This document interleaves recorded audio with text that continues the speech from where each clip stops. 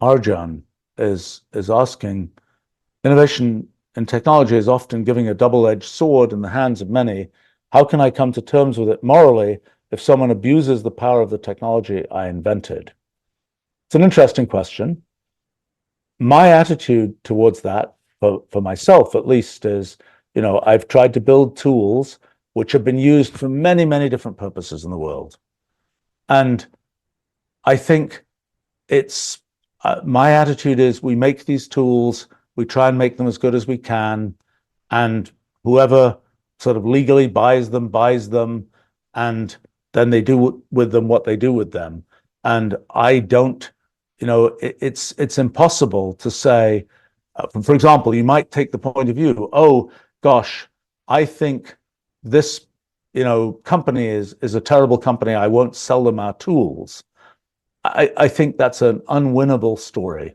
I mean, if you are a US company, for example, there are countries you can't sell to, there are entities you can't sell to as a matter of just US law, and you follow those things.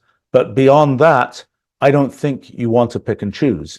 I think one of the things that's often a question is, you have a company and there are all kinds of issues in the world, and political questions and this and that and the other, and how should the company relate to those things? My point of view has been that companies shouldn't get involved in those kinds of things, that the individual people in the company can have all kinds of political views, they can be activists in this direction, that direction, but that's not the role of a company. It might be the role of a lobbying organization or something, but the role of a company that makes software or something like this is just to make software. It's not to take, a political position or something like that. And I think it sort of surprises me sometimes that companies end up, and it usually doesn't end very well, that companies end up taking these positions. I mean, sometimes it's because they think their customers will appreciate that they're doing that.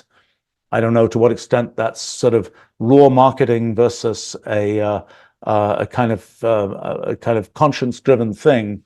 I kind of think it's often more the first than the second. But I've tended to feel like it's that the right way to think about things is, you separate these things. Companies do what companies do, and they sell things and so on. And people take positions, or other kinds of organizations that aren't companies take positions that are more sort of socio-political type positions. At least that's my point of view.